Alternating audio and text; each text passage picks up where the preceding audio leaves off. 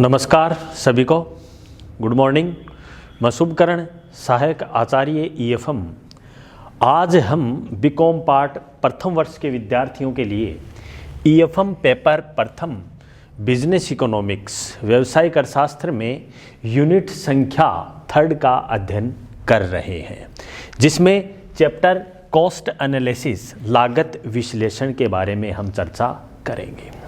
लागत विश्लेषण के चैप्टर में जो इम्पोर्टेंट टॉपिक है अपना, उसकी हम आज इस वीडियो के माध्यम से, इस व्याख्यान के माध्यम से आपको डिलीवर करेंगे कि दीर्घकालीन औसत लागतों की प्रमुख विशेषताएं तथा इसके प्रबंधकीय उपयोग एवं दीर्घकालीन औसत लागत वक्र U आकार का क्यों होता है, इसके बारे में हम चर्चा करेंगे। पिछले वीडियो में हमने चर्चा की थी लागत विश्लेषण के अंतर्गत अल्पकालीन लागतों के बारे में, जो कि अल्पकालीन लागतें कौन सी हैं, विभिन्न प्रकार की अल्पकालीन लागतें कौन सी हैं, सचित्र व्याख्या हमने पिछले वीडियो में चर्चा की थी। क्योंकि ये कॉस्ट एनालिसिस चैप्टर में ये 2 प्रश्न ऐसे हैं जो कि आपके एग्ज़ाम की दृष्टि से बहुत ही इम्पोर्टेंट हैं, तो इसलिए आज हम इसी क्रम में दीर्घकालीन औसत लागत के बारे में हम चर्चा करेंगे। जैसा कि मैंने आपको पूर्व के वीडियो में बताया कि अल्पकालीन लागतें क्या हैं। अल्पकालीन लागतें का समयावधि क्या होती थी, कम, जो कि कुछ लागतें इसमें स्थिर रहती थी, कुछ लागतें परिवर्तनशील होती थी। तो वो कौन सी लागतें कहलाती थी, अल्पकालीन लागतें कहलाती थी। अब बात करें यहाँ पर दीर्घकालीन लागतें, क्योंकि दीर्घकालीन लागतें में दीर्घकाल समय में कोई भी लागत क्या होगी, स्थिर नहीं होगी। मतलब लॉन्ग टर्म पीरियड के अंदर, लॉन्ग टर्म में फिक्स्ड कॉस्ट नहीं होंगी, सभी कॉस्ट क्या होंगी, परिवर्तनशील होंगी। वेरिएबल कॉस्ट सभी लागतें क्या होंगी, परिवर्तनशील होंगी। वो अपनी क्या कहलाएंगी, दीर्घकालीन लागत कहलाती है।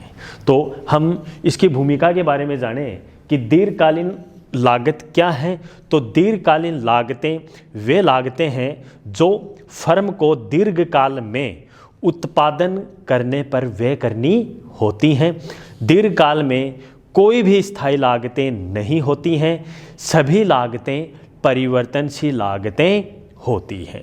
अब दीर्घकालीन हम बात करें औसत लागतों की, तो दीर्घकालीन औसत लागत हम किस प्रकार से निकालेंगे कि दीर्घकालीन कुल लागत में वस्तु के उत्पादन की इकाइयों का भाग देने पर दीर्घकालीन औसत लागत प्राप्त होती हैं। दीर्घकालीन औसत लागत वक्र की विभिन्न मात्राओं की न्यूनतम औसत लागत को व्यक्त करती हैं। किस प्रकार से, मैंने आपको बताया, कुल लागत में वस्तु के उत्पादन की इकाइयों की भाग देंगे। टोटल कॉस्ट में हम जो भी प्रोडक्शन यूनिट है, क्वांटिटी, उसका हम भाग दे देंगे, तो दीर्घकालीन औसत लागतें प्राप्त होंगी। दीर्घकालीन औसत लागतें क्योंकि उत्पादन की विभिन्न मात्राओं की न्यूनतम औसत लागत को ये व्यक्त करती हैं। किस प्रकार से, क्योंकि लंबा टाइम पीरियड होता है तो इसमें विभिन्न प्रकार की अल्पकालीन लागतों की हमें क्या पड़ती हैं, ज़रूरत पड़ती हैं। तो उत्पादन करने पर सभी लागतें इसमें परिवर्तन होती हैं। कॉस्ट YOX, इस प्रकार से हम शॉर्ट में दीर्घकालीन लागतों के बारे में हम चर्चा करेंगे, क्योंकि दीर्घकालीन लागतें अल्पकालीन लागतों पर निर्भर करती हैं। तो दीर्घकालीन लागतें इस प्रकार से होती हैं, जो कि लंबे टाइम पीरियड पे लॉन्ग टर्म एवरेज कॉस्ट, इन पे जो लागतें स्पर्श करती हैं उनके आधार पे दीर्घकालीन औसत लागतों को माना गया है। तो short term average cost 1, short term average cost 2, short term average cost 3, short term average cost 4 और शॉर्ट टर्म एवरेज कॉस्ट 4। तो दीर्घकालीन लागतों में अल्पकालीन लागतों का क्रियान्वयन एवं अहम भूमिका होती है।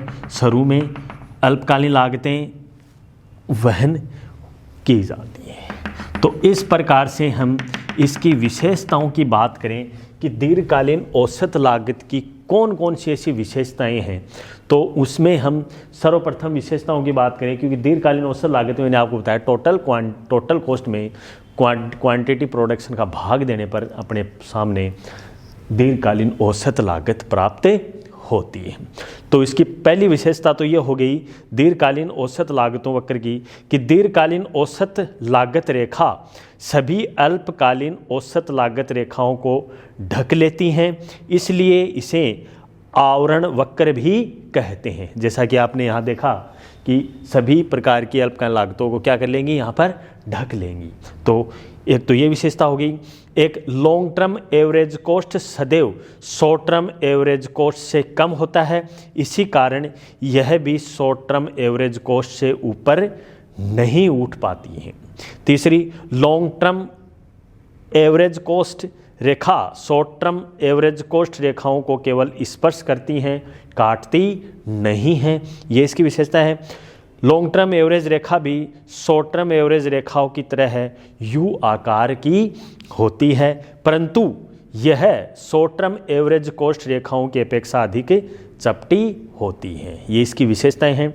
पांचवी विशेषता की हम बात करें, लॉन्ग टर्म एवरेज कॉस्ट रेखा का न्यूनतम बिंदु उत्पादन की न्यूनतम लागत तथा फर्म के अनुकूलतम आकार के रूप में व्यक्त करती हैं। लॉन्ग टर्म रेखा फर्म के लिए नियोजन वक्र का कार्य करती हैं। तो ये इस प्रकार की इनकी विशेषताएं हैं। अगली विशेषता की बात करें कि लॉन्ग टर्म एवरेज रेखा शॉर्ट टर्म एवरेज रेखा को सदैव न्यूनतम बिंदुओं पर स्पर्श नहीं करती हैं। लॉन्ग टर्म एवरेज रेखा दीर्घकाल में केवल संभावित उत्पादन मात्रा के लिए न्यूनतम संभावित लागतें कहलाती हैं। तो ये तो इस प्रकार से इसकी विशेषता हुई। जैसे तो मैंने आपको बताया, पहली विशेषता इसके पूरे आवरण को ढक लेती हैं। एक विशेषता तो ये है लॉन्ग टर्म एवरेज कॉस्ट। दूसरी, लॉन्ग टर्म एवरेज कॉस्ट सदैव शॉर्ट टर्म एवरेज कॉस्ट से ऊपर होता है, इसी कारण इसे शॉर्ट टर्म एवरेज कॉस्ट के ऊपर उठा नहीं पाती है। एक लॉन्ग टर्म एवरेज कॉस्ट रेखा शॉर्ट टर्म एवरेज कॉस्ट रेखा के केवल स्पर्श करती हैं। यहाँ पर क्या करेंगी, सिर्फ स्पर्श ही करती हैं, न कि इनको काटती हैं, ये इसकी विशेषता है। एक लॉन्ग टर्म एवरेज रेखा का आकार यू आकार का होता है, क्योंकि ये दीर्घकाल में परिवर्तनशील होती रहती हैं, परंतु यह शॉर्ट टर्म एवरेज कॉस्ट रेखाओं की अपेक्षा अधिक चपटी होती है। तो ये है।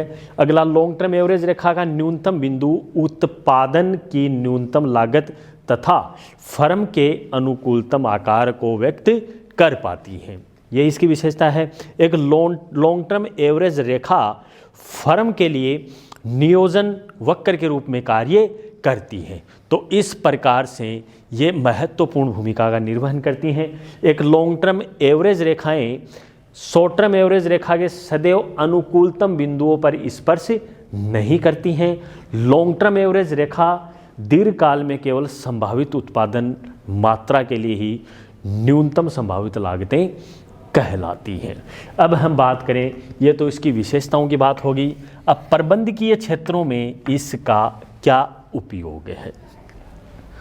दीर्घकालीन औसत लागत वक्र के प्रबंधकीय उपयोग, और यह यू आकार का क्यों होता है।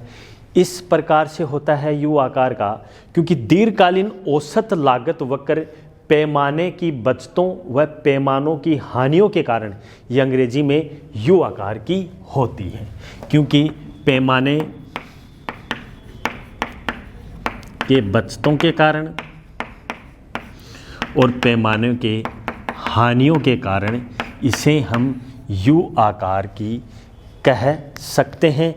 जब कभी भी फर्म अपने उत्पादन में या फिर जब कोई भी फर्म उत्पादन प्रारंभ करती हैं तो लॉन्ग टर्म एवरेज वक्र ऊपर से नीचे की ओर गिरता हुआ जाता है। जैसे जब शुरू में प्रारंभ करती हैं तो ऊपर से नीचे की ओर जाते हुए ऊपर उठता है। तो इस प्रकार से न्यूनतम होने के बाद यह बढ़ना प्रारंभ कर देता है। तो इसे पैमाने की दो प्रकार की बचतें प्रभावित करती हैं, जो कौन कौन सी हैं? आंतरिक बचत और बाह्य बचत।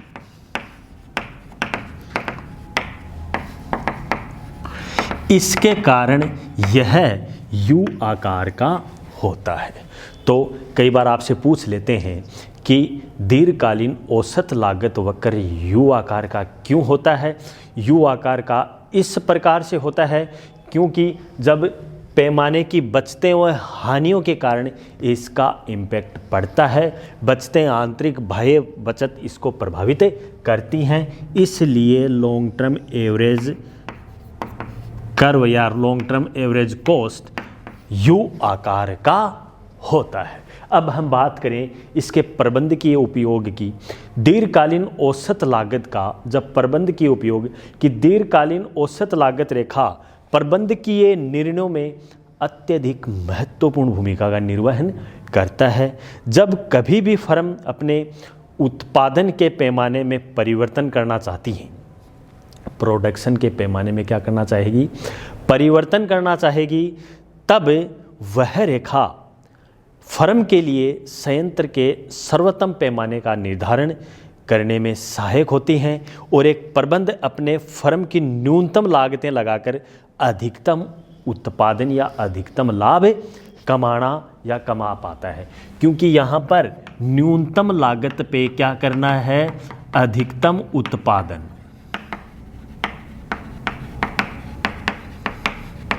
तो इस प्रकार से ये क्या होती है? प्रबंधकीय उपयोग में महत्वपूर्ण भूमिका होती है। क्योंकि कोई भी प्रबंधक चाहे कैसा हो, वो अपनी लागतों को कम करके प्रोडक्शन बढ़ाएगा। प्रोडक्शन इसलिए बढ़ाएगा क्योंकि वो जो भी अपना उत्पाद है उसको वो बेचना चाहेगा। तो उस उत्पाद को बेचने से, उस प्रोडक्ट को बेचने से उसको कितना लाभ हुआ, यही इसका प्रबंधकीय उपयोग है, जिसमें विभिन्न प्रकार के फैक्टर्स प्रभावित करते हैं या विभिन्न प्रकार के फैक्टर्स को ध्यान में रखा जाता है। नियोजन, नियंत्रण, अभिप्रेरण, समन्वय।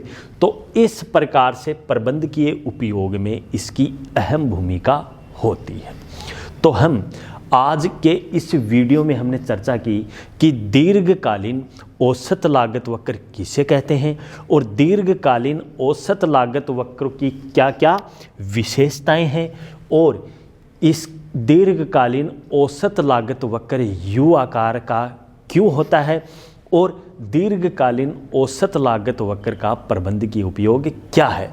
तो इस प्रकार हम नेक्स्ट वीडियो में चर्चा करेंगे कि यूनिट संख्या 4 के अंतर हम मार्केट के बारे में चर्चा करेंगे कि बाज़ार किसे कहते हैं, बाज़ार की संरचना, उसका आकार, स्ट्रक्चर क्या है और बाज़ार कितने प्रकार का होता है, जिसमें विभिन्न प्रकार के बाज़ार में पूर्ण प्रतियोगिता बाज़ार, अपूर्ण प्रतियोगिता बाज़ार, एकाधिकार, अल्पाधिकार, विभेदात्मक एकाधिकार के बारे में हम मूल्य व उत्पादन निर्धारण किस प्रकार से करते हैं, उनके बारे में हम नेक्स्ट वीडियो में चर्चा करेंगे। क्योंकि आपका जो 4th यूनिट है बिजनेस इकोनॉमिक्स के अंतर्गत आपके यूनिवर्सिटी के कोर्स के अनुसार पूरी 4th यूनिट मार्केट से संबंधित है। तो अगले वीडियो में आपसे जल्द मिलेंगे बाज़ार के बारे में, बाज़ार की संरचना और उसके प्रकार के बारे में। धन्यवाद। Thank you very much.